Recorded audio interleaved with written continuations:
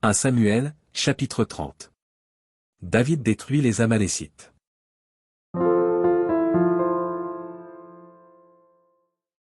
Lorsque David arriva le 3e jour à Tsiklag avec ses gens, les Amalécites avaient fait une invasion dans le Midi et à Tsiklag.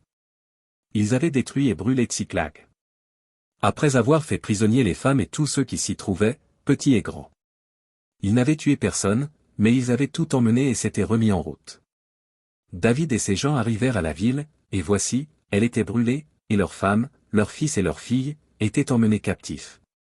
Alors David et le peuple qui était avec lui élevèrent la voix et pleurèrent jusqu'à ce qu'ils n'eussent plus la force de pleurer. Les 2 femmes de David avaient été emmenées, Achinoam de Jizril, et Abigaïl de Carmel, femme de Nabal. David fut dans une grande angoisse, car le peuple parlait de le lapider, parce que tous avaient de l'amertume dans l'âme, chacun à cause de ses fils et de ses filles.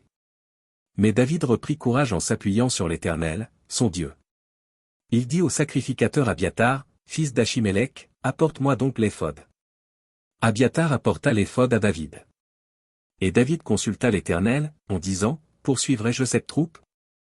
L'atteindrai-je? L'Éternel lui répondit, poursuis, car tu atteindras, et tu délivreras. Et David se mit en marche, lui et les 600 hommes qui étaient avec lui. Ils arrivèrent au torrent de Besor, où s'arrêtèrent ceux qui restaient en arrière. David continua la poursuite avec 400 hommes, 200 hommes s'arrêtèrent, trop fatigués pour passer le torrent de Besor. Ils trouvèrent dans les champs un homme égyptien, qu'ils conduisirent auprès de David. Ils lui firent manger du pain et boire de l'eau. Et ils lui donnèrent un morceau d'une masse de figues sèches et 2 masses de raisins secs. Après qu'il eut mangé, les forces lui revinrent, car il n'avait point pris de nourriture et point bu d'eau depuis 3 jours et 3 nuits. David lui dit, à qui es-tu, et d'où es-tu? Il répondit, je suis un garçon égyptien, au service d'un homme amalécite, et voilà 3 jours que mon maître m'a abandonné parce que j'étais malade. Nous avons fait une invasion dans le Midi des Kérétiens, sur le territoire de Juda et au Midi de Caleb, et nous avons brûlé Tsiklag. David lui dit, veux-tu me faire descendre vers cette troupe? Et il répondit, jure-moi par le nom de Dieu que tu ne me tueras pas et que tu ne me livreras pas à mon maître, et je te ferai descendre vers cette troupe. Il lui servit ainsi de guide. Et voici, les Amalécites étaient répandus sur toute la contrée, mangeant, buvant et dansant, à cause du grand butin qu'ils avaient enlevé du pays des Philistins et du pays de Juda.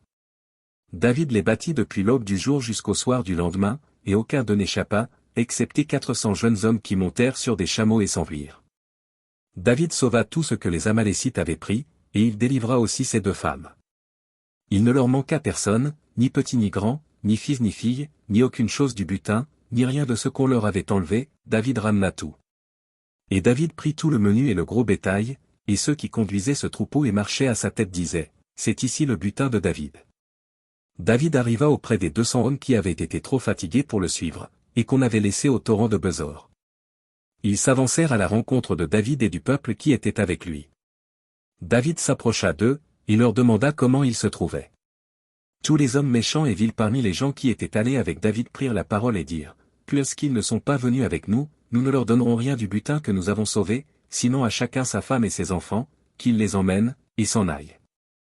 Mais David dit, n'agissez pas ainsi, mes frères, au sujet de ce que l'Éternel nous a donné, car il nous a gardés, et il a livré entre nos mains la troupe qui était venue contre nous. Et qui vous écouterait dans cette affaire?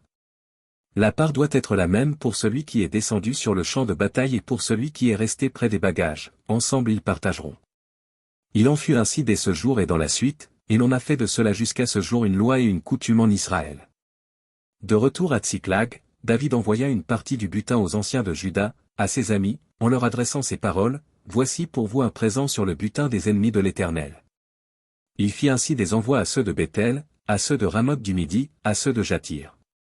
À ceux d'Aroër, à ceux de Siphmoth, à ceux d'Eshtemoa. À ceux de Rakal, à ceux des villes des Jorakméélites, à ceux des villes des Kéniens. À ceux de Horma, à ceux de Korachan, à ceux d'Atak. À ceux d'Hébron, et dans tous les lieux que David et ses gens avaient parcourus.